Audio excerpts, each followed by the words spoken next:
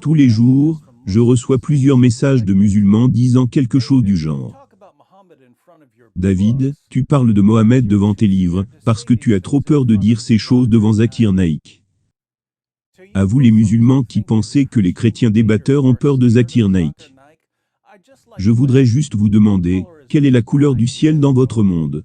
Parce qu'ici, sur la planète de la réalité, Zakir Naik est un bouffon.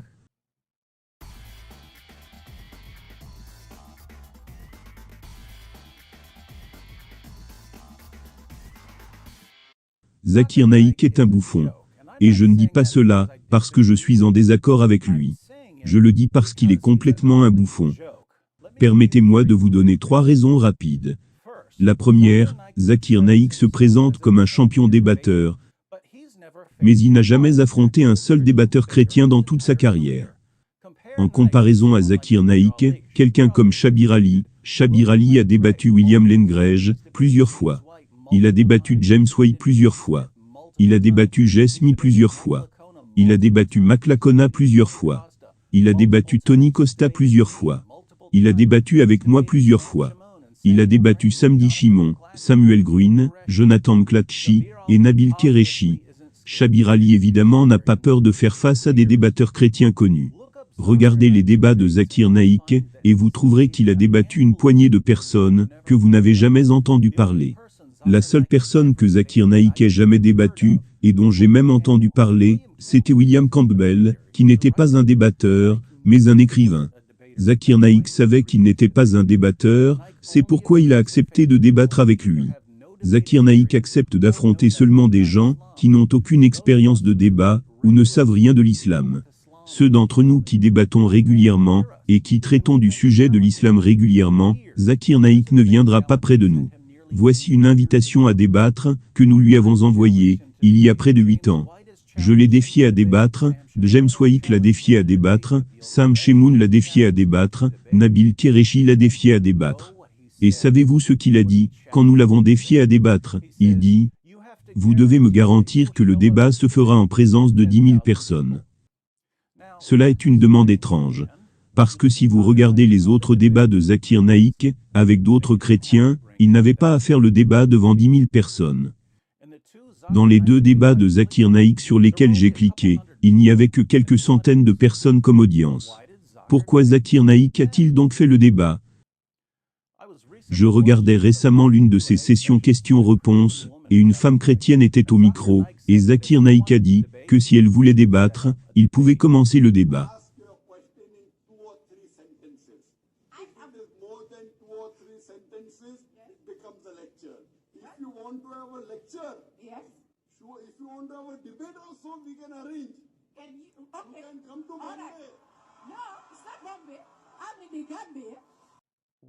Pourquoi Zakir Naik veut faire un débat avec une femme prise au hasard qui a pris le micro à la session de questions-réponses? D'ailleurs, après l'avoir défié au débat, il a changé d'avis et a dit qu'il refuse de débattre avec des femmes. Puis il dit qu'il serait heureux de débattre un érudit religieux. Mais encore une fois, Zakir Naik n'a rien dit sur le fait d'avoir 10 000 personnes au débat. Pourquoi la demande de Zakir Naik de 10 000 personnes n'entre en jeu que quand il est défié par des gens qui débattent régulièrement? Si un pasteur local, qu'il n'a jamais entendu parler, accepte de lui faire face, soudainement Zakir Naik est prêt à débattre. Même si le pasteur se présente sans aucune personne. Nous sommes à l'ère d'Internet, des millions de personnes peuvent regarder un débat en ligne. Zakir Naik pourrait avoir un débat avec un chrétien dans une chambre d'hôtel, et des gens de par le monde entier pourraient les regarder. Pourquoi il applique sélectivement la règle des 10 000 personnes?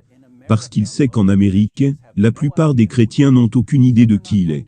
Alors ils ne vont pas venir par milliers le voir débattre. Il sait que les débatteurs chrétiens ne vont pas aller louer un superdôme pour lui faire face, parce que nous savons qu'il est un bouffon. Alors il a mis une règle qu'il n'applique que pour éviter les vrais débatteurs. Pourquoi? Parce qu'il est un total et complet lâche. Et il sait que ses arguments seraient détruits par n'importe quel débatteur chrétien expérimenté. Et que disent les musulmans quand nous leur montrons cela? Oh, Zakir Naik refuse de vous faire face, vous débatteurs, parce que vous êtes en dessous de lui. Attendez un instant, tous les vrais débatteurs sont en dessous de lui. Mais les gens qu'il a débattus, la plupart d'entre vous ont-ils entendu parler d'eux? Comment pourriez-vous savoir qui est en dessous de Zakir Naik, s'il n'a jamais été une seule fois sur scène avec un débatteur expérimenté? Comment pourrions-nous le savoir? Zakir Naik est comme un gars qui sort de sa maison, frappe un passant au visage, et déclare qu'il est le champion du monde de boxe des poids lourds, sans jamais affronter de vrais boxeurs. C'est pathétique. Ce qui est encore plus pathétique, ce sont les suiveurs de Zakir Naik qui sont tellement crédules, qu'ils pensent qu'il est un débatteur sérieux. Il y a de sérieux débatteurs dans le monde, Zakir Naik n'est pas l'un d'eux. Deuxièmement, le ministère de Zakir Naik paye des gens pour qu'ils se convertissent à l'islam. Le Hindustan Times rapporte, la branche spéciale de la police de Mumbai dit que le controversé prédicateur islamique, Zakir Naik et son organisation à but non lucratif, Fondation de recherche islamique, ont illégalement converti environ 800 personnes à l'islam, en les payant avec les fonds reçus de l'étranger.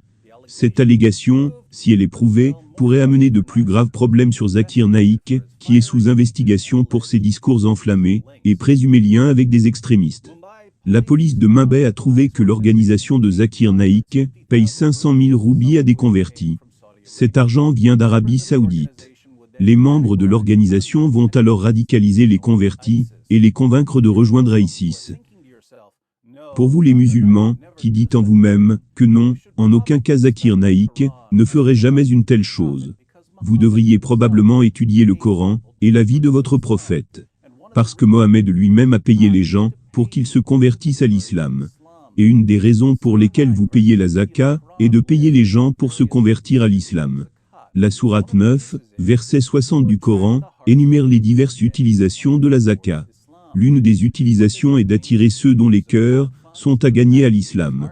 Qu'est-ce que cela signifie, d'utiliser les fonds de la zaka pour attirer les cœurs des gens? Mohammed nous montre exactement ce que cela signifie. Dans Sahih Muslim numéro 6022, les musulmans ont gagné la bataille de Hunayn, et nous lisons. Ce jour-là, le prophète donna 100 moutons à Safwan bin Umayya, puis encore 100, et encore une autre centaine. Ibn Shi a dit, Saïd bin al-Musayyab m'a dit, que Safwan a dit, par Allah, le prophète me donna ce qu'il m'a donné, et il était la personne que je haïssais le plus, mais il continuait à me donner, jusqu'à ce qu'il devienne la personne que j'aime le plus. Ce gars haïssait Mohammed, mais Mohammed a continué à lui donner des moutons, par centaines, jusqu'à ce que Mohammed soit sa personne préférée au monde. Dans Sahih Bukhari 3344, Mohammed partage une parcelle d'or entre 4 chefs de différentes tribus. Nous lisons que les Quraysh et les Ansar étaient en colère. Les Quraysh et les Ansar dirent, il, c'est-à-dire le prophète Mohammed, donne au seigneur de nage, et nous, il nous laisse de côté. Le prophète leur dit, j'ai agi ainsi, pour gagner uniquement leur cœur à l'islam. Il leur donna de l'or, pour attirer leur cœur à l'islam. Près de 14 siècles plus tard, Zakir Naik continue de faire la même chose. Les musulmans devraient être fiers de Zakir Naik de vouloir imiter son prophète, en soudoyant les gens pour les convertir, quand ses arguments échouent lamentablement. Troisièmement, il y a quelques années, quand je regardais quelques émissions de Zakir Naik, afin d'obtenir des extraits pour certaines vidéos, j'ai été impressionné par le fait que tant de musulmans étaient présents pour l'entendre parler, alors que les discussions étaient en anglais. Je connaissais quelques chrétiens d'une de ces régions, où ils parlaient, et je leur disais c'est cool que Zakir Naik va où il y a beaucoup de musulmans qui parlent l'anglais. Ils m'ont dit, oh, beaucoup de musulmans qui sont présents ne parlent pas l'anglais. J'ai dit pourquoi sont-ils donc présents, juste pour être près de Zakir Naik? Ils ont dit, non, les dirigeants musulmans les amènent comme des applaudisseurs. Ils disent à ces musulmans, qui ne parlent pas l'anglais, d'applaudir à grand bruit à chaque fois qu'ils entendent d'autres musulmans applaudir. Maintenant pensez à ceci, l'organisation de Zakir Naik doit amener des musulmans, qui n'ont aucune idée de ce qu'il dit, pour applaudir sur tout ce qu'il dit. Pourquoi? Parce qu'ils comprennent que de nombreux musulmans, et même certains non-musulmans ne savent pas assez, sur ce qu'il dit, pour savoir si ses arguments sont bons ou mauvais. Mais s'il y a suffisamment de gens qui applaudissent sur ce qu'il dit, les membres crédules du public supposeront qu'il doit avoir raison. Donc l'organisation de Zakir Naik remplit le public, avec des gens qui applaudissent sur quoi qu'ils disent, parce que les acclamations ont un impact psychologique sur les personnes crédules dans le public. C'est la version islamique du rire enregistré pour un comédien qui n'est pas drôle. Et avouons-le, Un rire enregistré serait très approprié autant pour les conférences de Naïk que pour un comédien.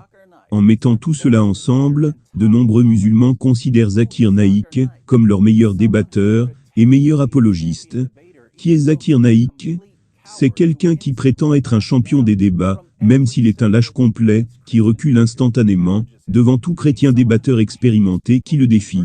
C'est quelqu'un qui paie les gens pour se convertir à l'islam, tout comme son prophète payait les gens pour se convertir à l'islam. Et il doit amener des applaudisseurs pour dire à ses fans quand il faut applaudir, même s'ils n'ont aucune idée de ce qu'il dit. Et également, il use de ruse envers les ignorants, les naïfs. Manipule facilement les membres du public qui pensent qu'il présente des arguments sérieux pour l'islam. Zakir Naïk est un bouffon. Il a toujours été un bouffon, il sera toujours un bouffon. Et si c'est lui que de nombreux musulmans prennent comme étant le meilleur apologiste que l'islam offre, sur 1,6 milliard de musulmans dans le monde, qu'est-ce que cela nous dit sur l'islam? Bien sûr, il y a encore beaucoup à dire à propos de Zakir Naïk. Si vous voulez en savoir plus, pourquoi il recule devant les vrais débatteurs, cliquez sur cette vidéo de Nabil Qureshi, où Nabil examine 5 minutes d'une conférence de Zakir Naïk, et trouve 25 erreurs. Vous m'avez bien entendu, sur un laps de temps de 5 minutes, Zakir Naïk a commis en moyenne une erreur, toutes les 12 secondes. Heureusement pour Zakir Naïk, il parle à des gens qui ne savent pas mieux, et qui ne prennent pas la peine de le questionner ou le défier, mais qui aiment bien l'acclamer avec tous les musulmans qui ne savent même pas ce qu'il dit. Bienvenue dans l'islam, la seule religion qui voudrait quelqu'un comme Zakir Naïk, comme son champion.